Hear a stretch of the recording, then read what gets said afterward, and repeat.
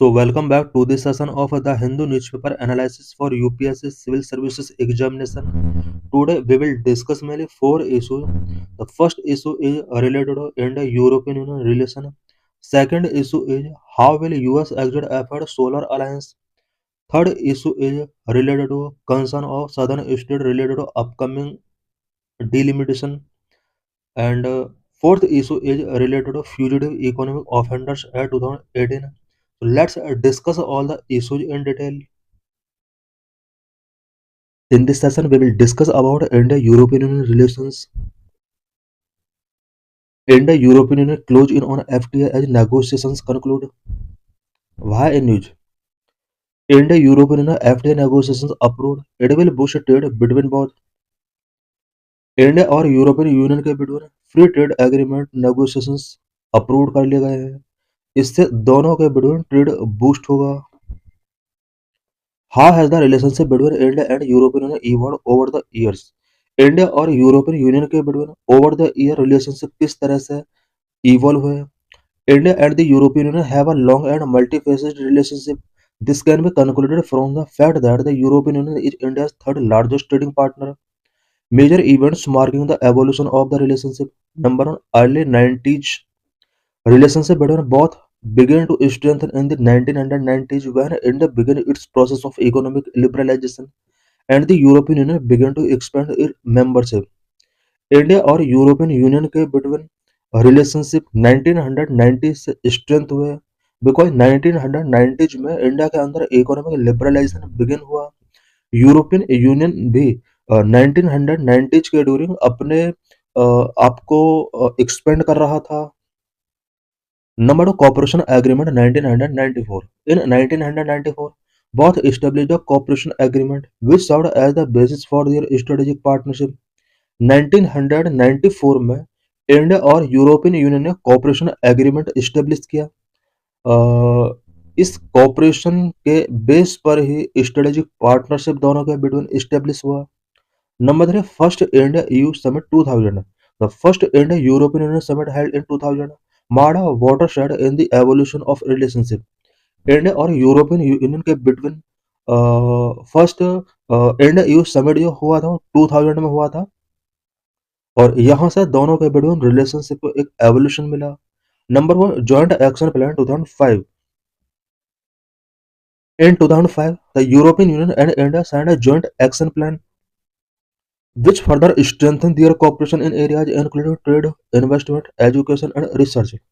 2005 में इंडिया और European Union के बीच जॉइंट एक्शन प्लान साइन किया जाता है जिसके द्वारा trade, investment, education and research areas में कोऑपरेशन को स्ट्रेंथन किया गया। Number 5 renewed dialogue between India and European Union in 2017। 2017 में इंडिया और यूरोपियन यूनियन के बिटवीन डायलॉग्स को रिन्यू किया जाता है। In 2017 both launched a new dialogue on foreign policy, defense and security which has helped to further deepen their cooperation। Foreign policy, defence and security sector में दोनों के between 2017 में dialogue को renew किया जाता है जिसने कॉपरेशन को डीपन किया। Number 6 present times in recent years India and European Union have also worked together on issues related to international peace and security, climate change and sustainable development. Recent years में India और European Union ने कुछ important current issues such as international peace and security, climate change and sustainable development से related issues पर अपने आप को cooperate किया और टुगेदर वर्क करने का यहाँ पर प्लीज टेकिंग किया गया है। What are the areas of cooperation between India and European union?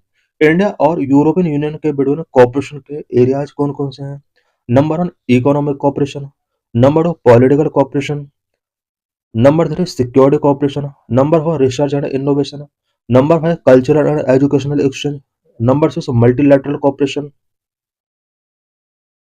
Number 1 economic cooperation. Economic cooperation का अंडर हम trade, investment and infrastructure development के बारे में कुछ पॉइंट्स डिस्कस करेंगे। Trade, the European union is India's third largest trading partner with bilateral trade totalling over euro 88 billion in 2021। India is also European unions 10th largest trading partner European Union India का third largest trading partner है। दोनों के बीच में about euro 88 billion का trade 2021 में रहा है। यूरोपियन यूनियन के लिए भी India 10th largest trading partner है। इट मीन्स हमारे लिए European union third largest trading partner है, जबकि हम यूरोपियन यूनियन के लिए 10th लार्जेस्ट ट्रेडिंग पार्टनर है। Investment, the European Union is also a major source of investment for India. Tata Group, an Indian multinational company, has a significant presence in European Union, such as France, Italy. European Union India में investment का एक major source है। वहीं India की तरफ से Tata group, जो कि इंडियन मल्टीनेशनल कंपनी है, यूरोपियन यूनियन में स्पेशली यूरोपियन यूनियन का फ्रांस, इटली जैसे कंट्रीज में इस टाटा ग्रुप कंपनी का सिग्निफिकेंट प्रेजेंस है। Infrastructure development. The European Union has supported India's effort to modernize its infrastructure, including through the financing of projects in sectors such as energy and transport. European Union ने India में infrastructure development के लिए cooperate किया है। Energy and transport sector में European Union ने India के बहुत सारे प्रोजेक्ट को फाइनेंस किया है। Number political cooperation, strategic partnership, development assistance, cooperation on terrorism, cyber security and climate change. इसमें हम कुछ इंपॉर्टेंट सब हेडिंग्स के बारे में डिस्कस करेंगे। Political cooperation, strategic partnership, both have a strategic partnership which include regular high-level political dialogue and cooperation on issues such as counter-terrorism and non-proliferation.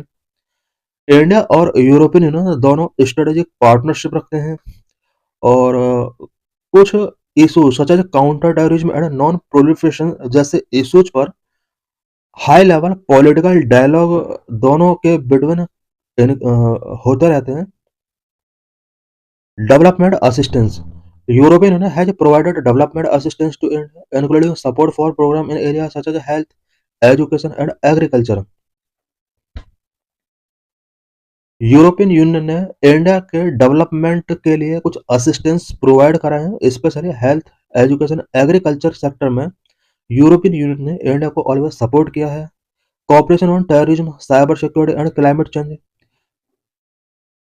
European Union और India terrorism, cyber security and climate change से related issues पर एक दूसरे को cooperate कर रहे हैं। European Union and India have jointly held a number of conference and workshop on cyber security and have cooperated on efforts to combat terrorism. European Union और India दोनों ने साइबर सिक्योरिटी से related various conference and workshop jointly held किए हैं। साथ ही terrorism से combat करने के लिए दोनों के एफर्ट्स में कोऑपरेट किया गया है। Number 3, security corporation. India and European Union have worked together on regional and global security issues including through the United Nations and other multilateral organisations. India और यूरोपियन यूनियन दोनों ने regional and global security issues पर together work किया है। कुछ global security issues जिन्हें United Nations conduct करते हैं या मल्टीलैटरल ऑर्गेनाइजेशंस में इससे रिलेटेड कंसर्न को रेज किया जाता है। इन सभी मल्टीलैटरल ऑर्गेनाइजेशंस में भी दोनों कोऑपरेट कर रहे हैं। Number 4, research and innovation. Both have cooperated on scientific research and innovation, including through the European Union's Horizon 2020 program.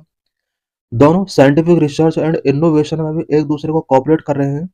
European Union Horizon 2020 programme के अंडर इस तरह के कुछ कोऑपरेशन को साइन किया गया। This programme support joint research and innovation project in area such as renewable energy, health and advanced material. Number 5, cultural and educational exchange.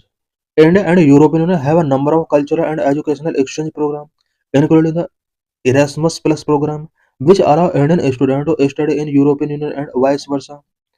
India और European Union के बीच में cultural and educational exchange programme बहुत सारे conduct किए गए हैं। For example Erasmus plus programme, जो कि इंडियन स्टूडेंट को यूरोपियन यूनियन में स्टडी करने के लिए अलाउ करता है और यूरोपियन यूनियन के स्टूडेंट को इंडिया में स्टडी करने के लिए अलाउ करता है।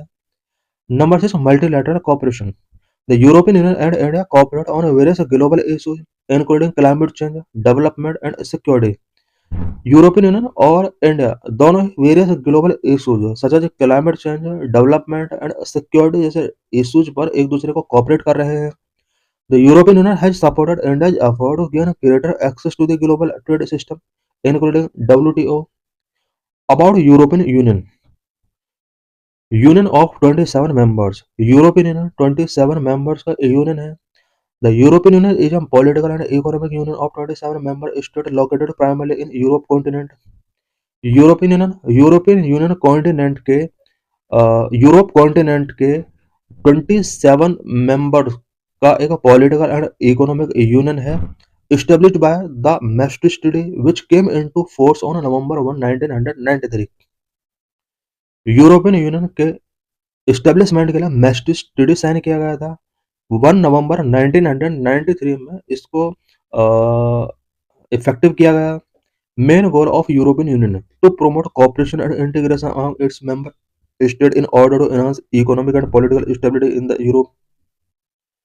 यूरोप में पॉलिटिकल एंड इकोनॉमिक स्टेबिलिटी को एनहांस करने के लिए यूरोपियन यूनियन का जो मेन ऑब्जेक्टिव है वो सभी मेंबर कंट्रीज के between economic and politically integrate करना है, एक दूसरे को कोऑपरेट करना है। The European union had its own currency the euro which is used by 19 of its member countries. European Union का अपना एक करेंसी है यूरो, जो कि इसके 19 मेंबर कंट्रीज के द्वारा यूज की जाती है। European Union has a single market where goods, services and capital can move freely. What is the genesis and evolution of the European Union? European Union का एवोल्यूशन कैसे हुआ?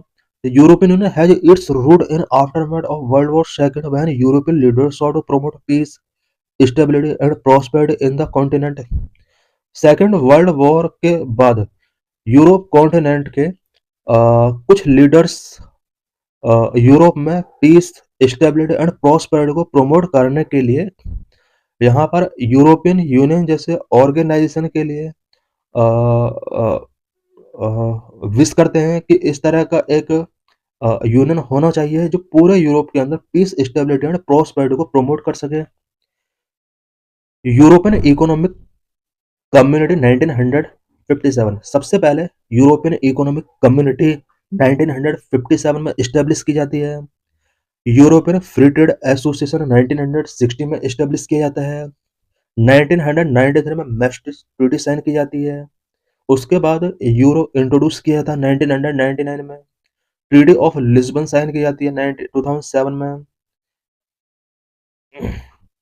European economic community 1957, European economic community was established by the Treaty of Rome. It aimed to create a common market among its member states and to promote economic growth and cooperation.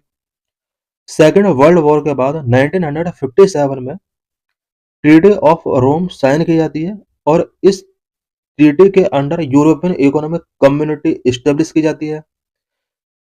European economic community का जो main M था वो Europe के अंदर economic growth and cooperation को promote करना था।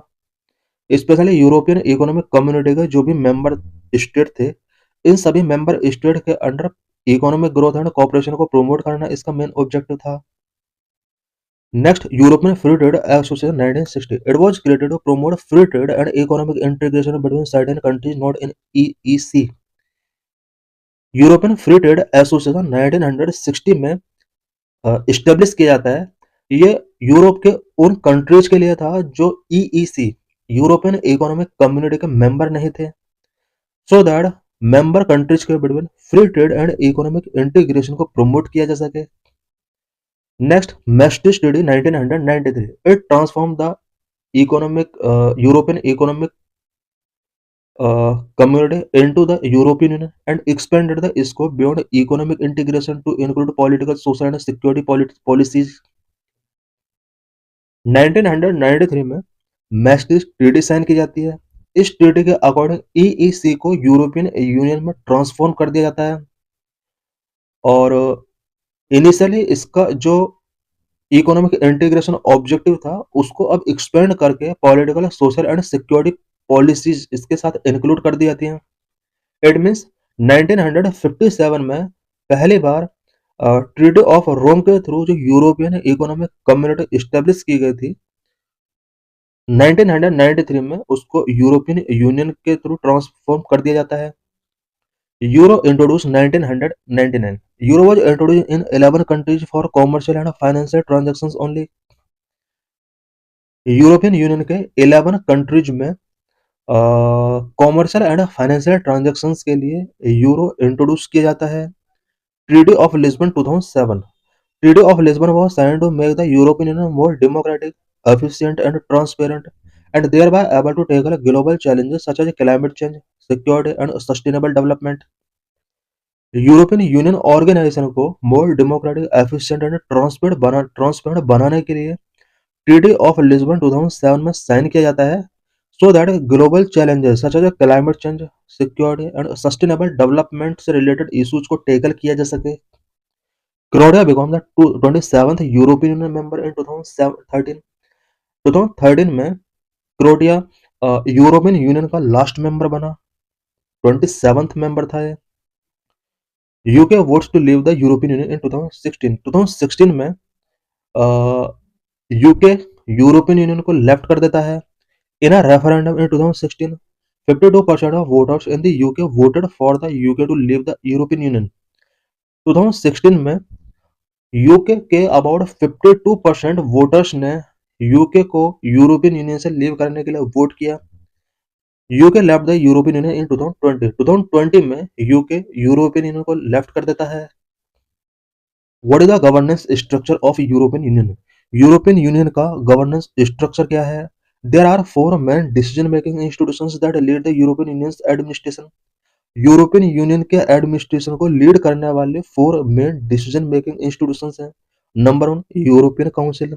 Number two, European Commission. Number three, European Parliament. Number four, council of the EU. Number of European Council. The European Council is made up of head of the government of the European Union member state. It set the European Union overall political direction. European council European Union member state के head of government के द्वारा बना होता है। European Union का overall political direction European council के द्वारा ही set किया जाता है। Number European commission. The European commission is executive branch of the EU. European commission EU का एग्जीक्यूटिव ब्रांच है। European parliament, it is directly elected legislative body of EU. European parliament European Union की direct elected legislative body है। Number of council of European Union, it is the main decision making body of European union. It represents the interest of member states and is responsible for adopting legislation and coordinating policies. The work of the above institutions is complemented by other institutions and bodies. Four institutions के बारे में अभी हमने discuss किया। इन सभी institutions के work को कुछ अदर इंस्टीट्यूशंस एंड बॉडीज के द्वारा कॉम्प्लीमेंट किया जाता है, such as court of justice of the European Union, European central bank, European court of auditors. Number court of justice of the European Union, it is the supreme court of European Union. ये European Union की supreme court है। It ensure that European Union law is interpreted and applied in a consistent manner across all member state. Number European Central Bank, responsible for keeping price stable in the euro area and its monetary and exchange rate policy. Number three, European Code of Auditor, contribute to improving European Union financial management and act as the independent guard. Recently, US quit International Solar Alliance. In this session, we will discuss about International Solar Alliance. How will US exit affect Solar Alliance? Why news? On January 7, the US government announced that it would withdraw from 66 international organizations। जनवरी 7 को US government ने announce किया कि वो 66 international organisation से अपने आप को withdraw कर रहा है। The reason given was that these bodies not doing American interest. Among them were major climate platform including the international solar alliance. US government ने इसके लिए रीजन गिवन किया है कि ये इंटरनेशनल बॉडीज अमेरिकन इंटरेस्ट के अकॉर्डिंग एक्ट नहीं कर रही है। यही वजह है कि अमेरिका ने अब इंटरनेशनल सोलर अलायंस से भी अपने आप को एग्जिट कर लिया है। International solar alliance organisation headquartered in India and jointly lead by India and France. International solar alliance जिसका हेडक्वार्टर इंडिया में ही है। इंडिया और फ्रांस के द्वारा इसको जॉइंटली लीड किया जाता है। What is the ISA international solar alliance के बारे में कुछ इंपॉर्टेंट पॉइंट्स हम यहाँ पर डिस्कस करेंगे। The international solar Alliance is a treaty based action oriented member driver intergovernmental organisation. International solar Alliance एक treaty based action oriented member driver intergovernmental organisation है established by India and France on November 30, 2015। नवंबर 30, 2015 में India और France के द्वारा इस organisation को establish किया गया। Aim of international solar alliance to accelerate global solar energy adoption aiming for $1 trillion in investment by 2030। Global solar energy adoption को accelerate करना, साथ ही 2030 तक सोलर एनर्जी में $1 ट्रिलियन तक का इन्वेस्टमेंट करना इसका मेन ऑब्जेक्टिव है। Focuses on reducing cost, fostering innovation and enhancing energy access. Today, the alliance has over 120 member countries and work across Africa, Asia and island nations. Present में international solar alliance में about 120 member countries हैं। Africa, Asia and island Nations भी बहुत सारे countries हैं जो Africa, Asia continent से हैं। आइलैंड नेशंस भी इसके मेंबर हैं। The US joined in 2021. Over 3 years, it has contributed around $2.1 million। 2015 में इंटरनेशनल सोलर अलायंस स्टेब्लिश किया गया। 2021 में यूएस ने इस ऑर्गेनाइजेशन को ज्वाइन किया। 3 ईयर में इट मीन्स 2021 के बाद 3 इयर्स में यूएस ने इंटरनेशनल सोलर अलायंस के लिए अबाउट $2.1 मिलियन का कंट्रीब्यूशन गिवन किया। How will US exit effort the ISA? US के एग्जिट होने पर इंटरनेशनल सोलर अलायंस किस तरह से एफर्ट हो सकता है? The US exit will not really harm the alliance financially. US अगर एग्जिट हुआ है देन इंटरनेशनल सोलर अलायंस को फाइनेंशियली बहुत ज्यादा हार्म नहीं होने वाला है। US contribution made up only about 1% of the alliance total fund. International solar alliance का जो टोटल फंड है उसका ओनली 1% तक ही यूएस उसमें कंट्रीब्यूट करता है। After US exit, international solar alliance day to day work will continue and ongoing programmes will not be shut down. What about India solar industry? India के solar industry के बारे में कुछ important points हम यहाँ पर डिस्कस करेंगे। Self reliance and capacity, minimal US dependence. India does not rely on the US for solar panels and essential equipment. Many domestic solar power costs will not rise due to US decisions. US ने international solar alliance से अपने आप को exit किया है और India के solar power sector पर कोई कॉस्ट पर बहुत ज़्यादा इफेक्ट नहीं होने वाला है बिकॉज इंडिया सोलर पैनल्स और एसेंशियल इक्विपमेंट के लिए यूएस पर रिलाय नहीं करता है। Manufacturing growth, as of late 2025 India solar module manufacturing capacity reached approximately 144 gigawatt. 2025 तक इंडिया का solar module manufacturing capacity 144 gigawatt तक रीच हो चुका है। Cell production, solar cell manufacturing stand at roughly 25 gigawatt with domestic companies actively investing across the entire supply chain। India के solar cell manufacturing status की अगर बात की जाए तो रफली 25 गीगावाट तक सोलर सेल मैन्युफैक्चर किए जा रहे हैं। The role of China, global dominance. China remains the world's leader, holding 70% of global solar cell production capacity for high efficiency modules। China global solar cell production का 70% production करता है। Trade relations, India continue to rely on Chinese import according to ministry of new and renewable energy totalling रफली $1.7 billion in photovoltaic module during financial year 2025। India का solar cell से related raw material के लिए China के import पर rely करना होता है इंडिया को। अबाउट $1.7 बिलियन तक का फाइनेंशियल ईयर 2025 में फोटोवोल्टिक मॉड्यूल इंडिया ने चाइना से इंपोर्ट किए। इट मींस इंडिया को चाइना पर बहुत ज़्यादा डिपेंड रहना पड़ता है जबकि यूएस पर उतना डिपेंडेंसी इंडिया का नहीं है। India's clean energy transition is gaining momentum in 2024. India added 24.5 gigawatt of solar energy capacity, making India the third largest contributor globally after China and US.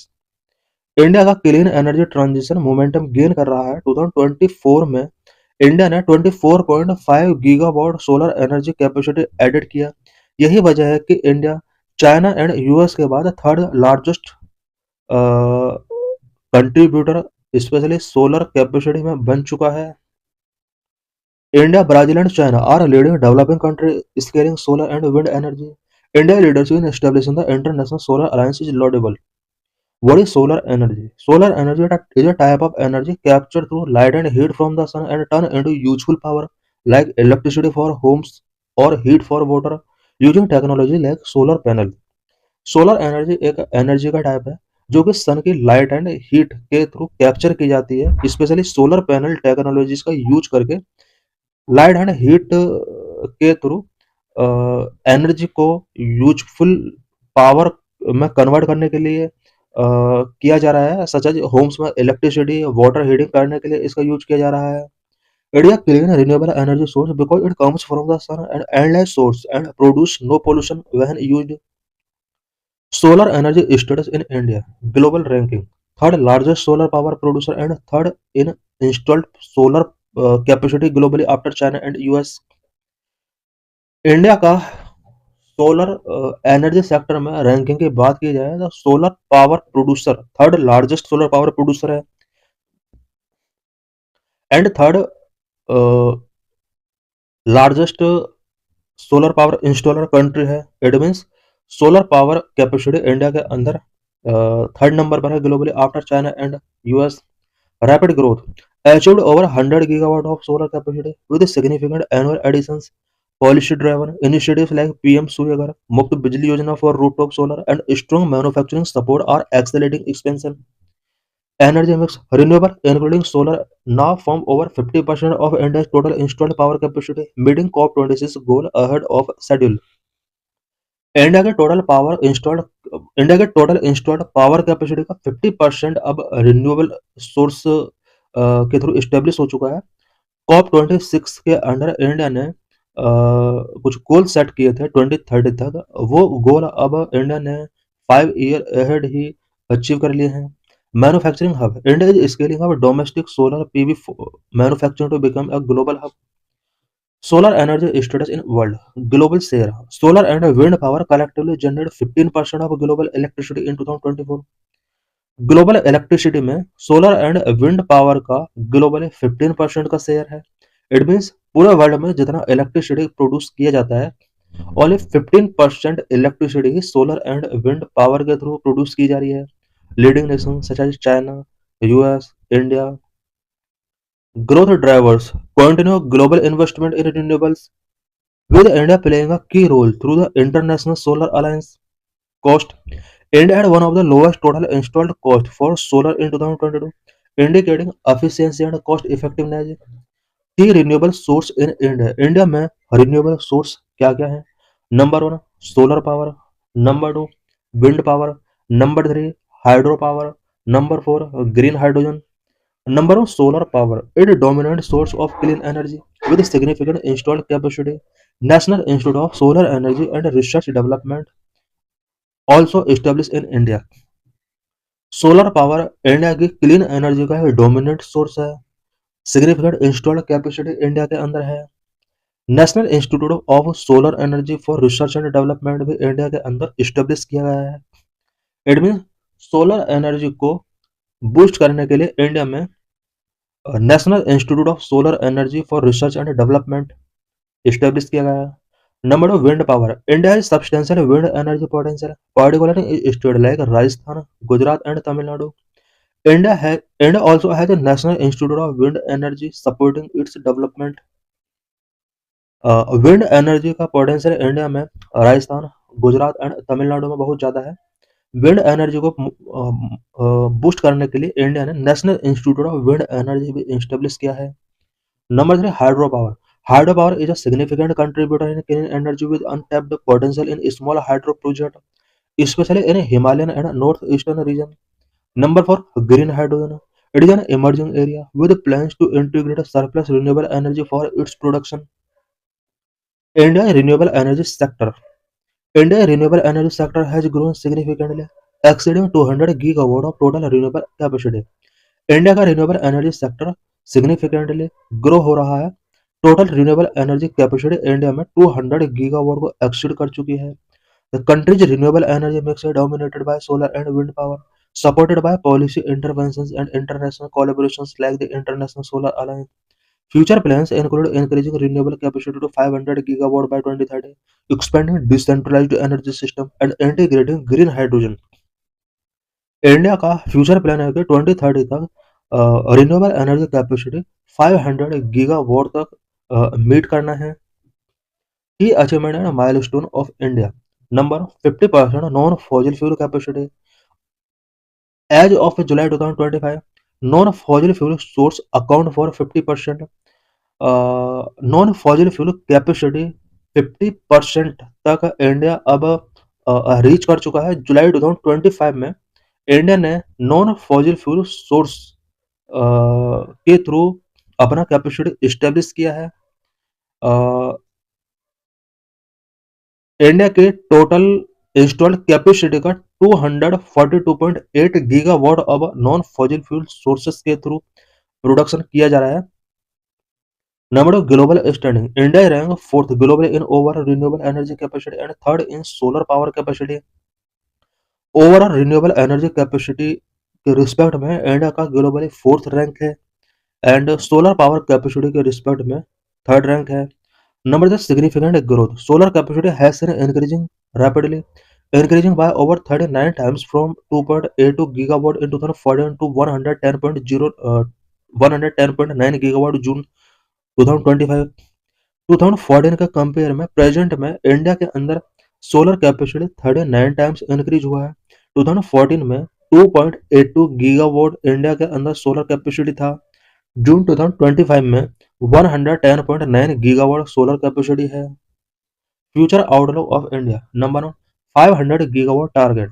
India aims to surpass 500 gigawatt of non-fossil fuel energy capacity by 2030. India का aim रहा है कि 2030 तक 500 gigawatt non fossil fuel energy capacity establish करेगा। Number of decentralised systems expansion of grid solar micro grid and solar irrigation pumps for enhanced rural energy access. Number 3 integrated solution. India aims to focus on smart grid, pumped hydro and battery storage to manage renewable energies variability. Number 4 urban integration. Initiative to promote rooftop solar and wind turbines in urban areas. Why are southern states against delimitation? In this session, we will discuss various concerns of southern state related to upcoming delimitation. We will also discuss about delimitation and delimitation commission in India. What is delimitation exercise?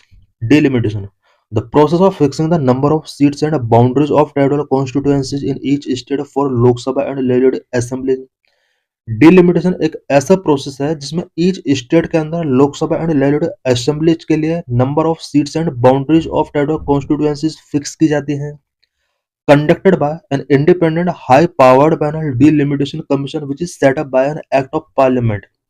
India में delimitation exercise एक high powered panel delimitation commission के द्वारा conduct किया जाता है जो कि parliament के एक्ट के अकॉर्डिंग सेटअप किया जाता है। Delimitation exercise was carried out based on the 1951, 1961 and 1971 census. India में डिलिमिटेशन एक्सरसाइज पहले भी 3 to 4 टाइम कंडक्ट किया जा चुका है। 1951, 1961, 1971 सेंसस के बेस पर डिलिमिटेशन एक्सरसाइज इंडिया में कंडक्ट की जा चुकी है। Till now, Parliament has enacted 4 times delimitation commission at in 1951, 1962, 72, 2002 after each census. India में पार्लियामेंट ने अभी तक 4 टाइम डिलिमिटेशन कमीशन एक्ट पास किया है। 1952, 62, 72 एंड 2002 के सेंसस के बाद पार्लियामेंट ने डिलिमिटेशन कमीशन एक्ट सेटअप किया है। There was no delimitation commission after the 1981 and 1991 census. India में 1981 एंड 1991 सेंसस के बाद पार्लियामेंट ने डिलिमिटेशन कमीशन एक्ट पास नहीं किया है। Current delimitation of constituencies has been done on the basis of 2001 census data under the provision of Delimitation Commission Act 2002। Current में constituencies का जो डिलिमिटेशन फॉलो किया जा रहा है वो 2001 सेंसस के बेस पर एस्टेब्लिश किया गया डिलिमिटेशन कमीशन एक्ट 2002 के बेस पर इसको फॉलो किया जा रहा है। The next delimitation commission will be set up after 2026। Next delimitation commission जो सेटअप किया जाएगा इंडिया में वो 2026 के सेंसस के बाद किया जाएगा। The number of seats in the Lok Sabha based on the 1971 census was fixed at 543 when the population was 54.8 crore. Lok Sabha में नंबर ऑफ सीट्स जो फिक्स की गई हैं 543 वो 1971 सेंसस के बेस पर की गई हैं।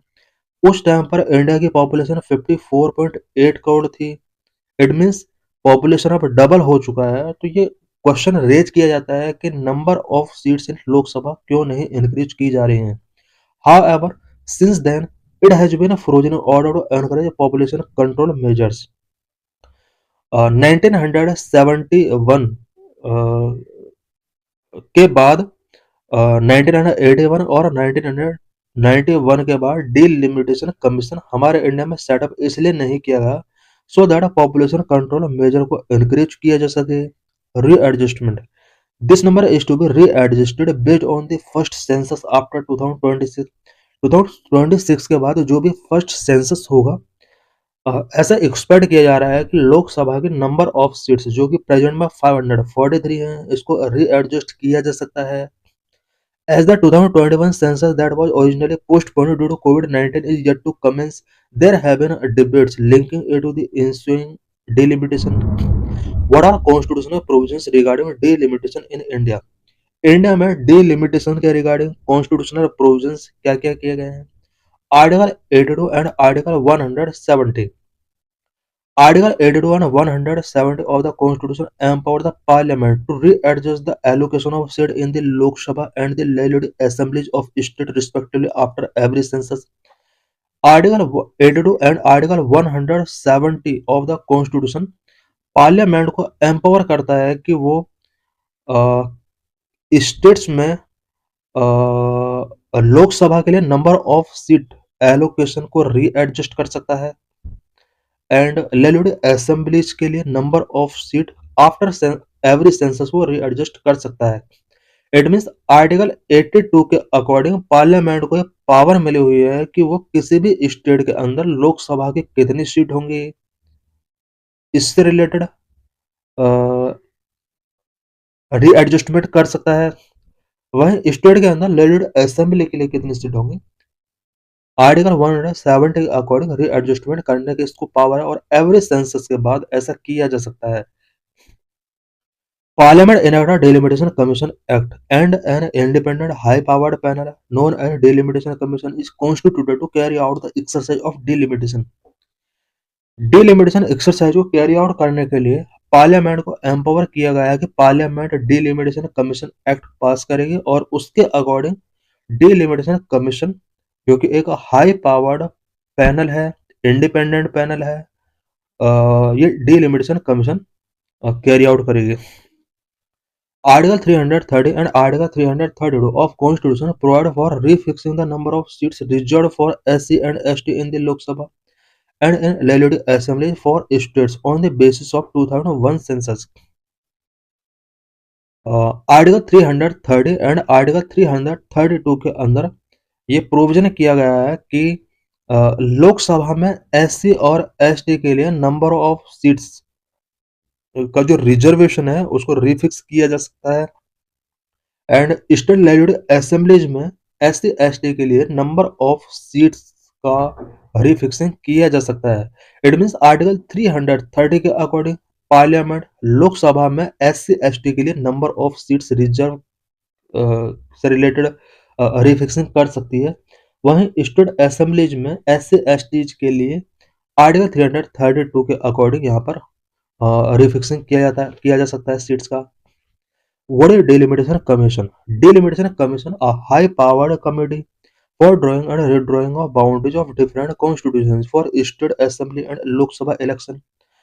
डिलिमिटेशन कमीशन एक हाई पावर्ड कमेटी है जो कि state assembly and Lok Sabha election के लिए डिफरेंट कॉन्स्टिट्यूएंसीज को ड्रॉ रिड्रॉ कर सकती है boundaries appointed by the president and work in collaboration with the election commission. Delimitation commission president of India के द्वारा अपॉइंट किया जाता है, इलेक्शन कमीशन ऑफ इंडिया के साथ कोलैबोरेशन करके वर्क करता है। The commission consist of chairperson, retired और वर्किंग सुप्रीम कोर्ट जज, election commissioner, concern state election commissioner. Delimitation commission के अंदर 3 मेंबर्स होते हैं। डिलिमिटेशन कमीशन का जो चेयरपर्सन होता है वो रिटायर्ड और वर्किंग सुप्रीम कोर्ट जज होता है। इलेक्शन कमीशन ऑफ इंडिया इसका मेंबर होता है। कंसर्न स्टेट इलेक्शन कमीशन इसका मेंबर होता है। Commission's order power. The Commission's order have the force of law and can't be called in question before any law. Commission का जो order होता है वो एक लॉ का फोर्स होता है और इसने जो भी कहा है उसको एनी कोर्ट के बिफोर क्वेश्चन नहीं किया जा सकता। Commission's order are laid before the Lok Sabha and the legislative assembly is concerned, but they can't afford any change in the order. Delimitation commission के जो भी ऑर्डर होते हैं लोकसभा के बिफोर उन्हें लीड किया जा सकता है, लेजिस्लेटिव असेंबलीज के बिफोर उन्हें लीड किया जा सकता है, बट ऑर्डर में किसी भी टाइप का चेंज नहीं किया जा सकता। What are issues? डिलिमिटेशन से रिलेटेड वेरियस इश्यूज क्या क्या है? Uneven population explosion in the last 5 decade. Last 5 decade में पॉपुलेशन एक्सप्लोजन अनइवन तरीके से हुआ है। Some state like UP, Bihar, MP, Rajasthan having a greater increase than state like Kerala, Tamil Nadu, Karnataka and Andhra Pradesh। India के northern state such as UP, Bihar, MP, Rajasthan, यहाँ पर population high rate से increase हुआ है, जबकि कुछ southern state such as Kerala, Tamil Nadu, Karnataka and Andhra Pradesh, यहाँ पर पॉपुलेशन वेरी स्लो रेट से इंक्रीज हुआ है। Two concern are raising with respect to the upcoming delimitation exercise. Upcoming delimitation exercise से रिलेटेड टू कंसर्न यहाँ पर रेज हुए हैं। First, should we continue with the existing 543 seat and their distribution among various state?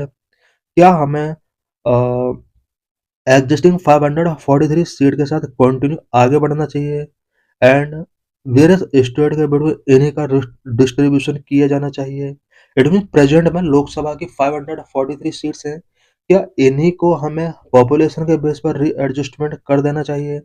अगर population के base पर इन्हीं को रीएडजस्ट करते हैं देन सदर्न स्टेट की बहुत सारी सीट लॉस हो सकती है। वहीं नॉर्थ स्टेट की जहां पर पॉपुलेशन हाई रेट से इंक्रीज हुआ है, इन सभी स्टेट का सीट लोकसभा में बहुत ज्यादा इंक्रीज हो जाएगा। Second, should we increase the number of seats to 848 with proportionate increase among various seat? क्या हमें लोकसभा के नंबर ऑफ सीट को 848 तक इंक्रीज करना चाहिए और प्रोपोर्शनल तरीके से क्या इनको इंक्रीज किया जाना चाहिए? हम देख सकते हैं कि ग्राफ में यहाँ पर गिवन है कि अगर लोकसभा की 543 सीट पर अपने आप को हम रिटेन करके रखते हैं और पॉपुलेशन के बेस पर इन सीट्स को रीएडजस्ट करते हैं, देन नॉर्थ के कुछ स्टेट सच एज यूपी का 80 सीट से 91 हो सकता है। बिहार जहां पर 40 लोकसभा की सीट है ये 50 हो सकती है। और राजस्थान की एमपी, तमिलनाडु, आंध्र प्रदेश, हम देख सकते हैं कि बहुत सारे स्टेट हैं जिनकी नंबर ऑफ सीट इंक्रीज हो सकते हैं। लोकसभा की सबसे ज्यादा सीट यूपी में है, 80 सीट है। सेकंड नंबर पर जो सीट है वो बिहार में है, लगभग 40 सीट लोकसभा की बिहार में है। थर्ड नंबर पर तमिलनाडु आता है, तमिलनाडु में लोकसभा की अबाउट 39 सीट्स हैं। एंड फोर्थ नंबर पर अगर बात किया जाए तो फोर्थ नंबर पर जो सीट्स हैं वो एमपी एंड कर्नाटक है 5th नंबर पे।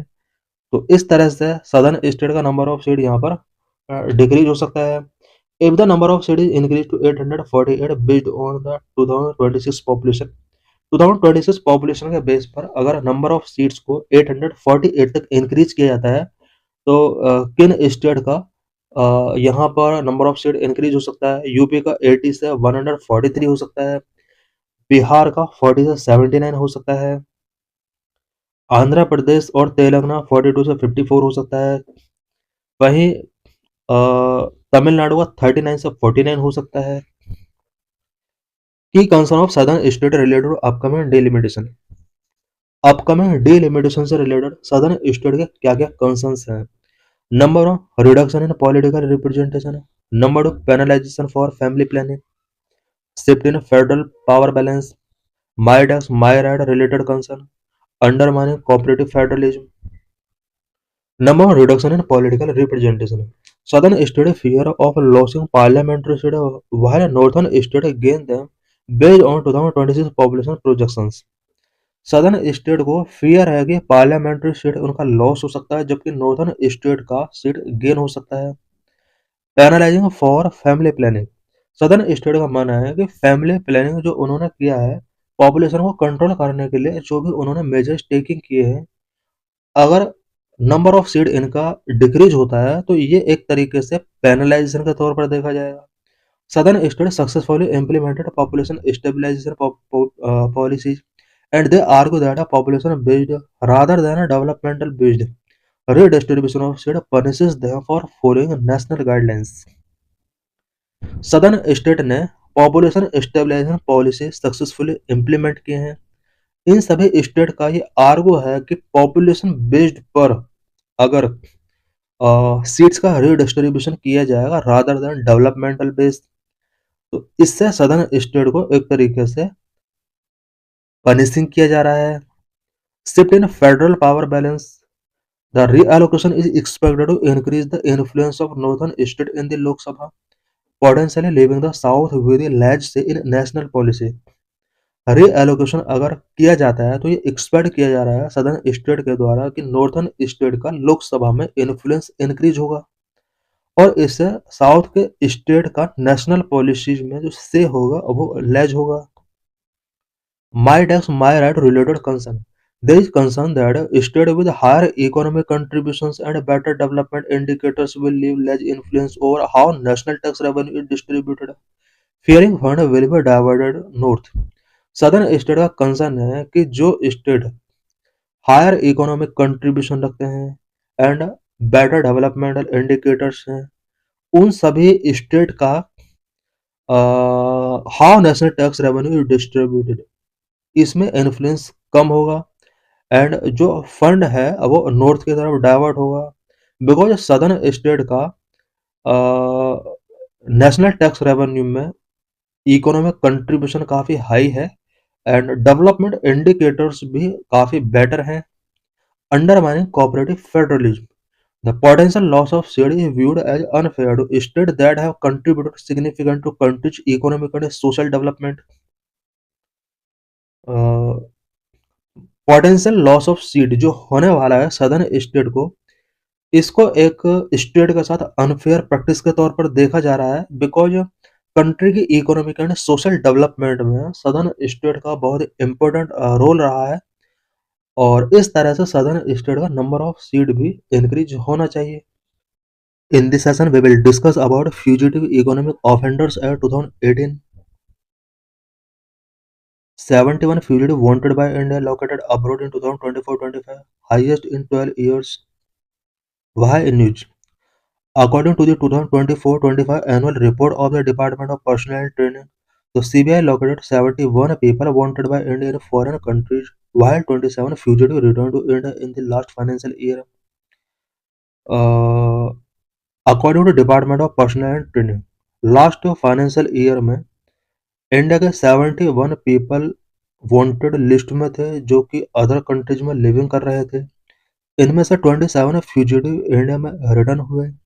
India signed extradition treaties with 48 countries and has extradition arrangement with 12 countries.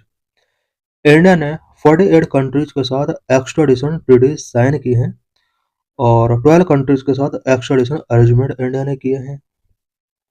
India is also party to multilateral conventions such as the United Nations Convention Against Corruption, which can serve as a legal framework to bring back fugitive criminals from other countries which are also parties to these conventions.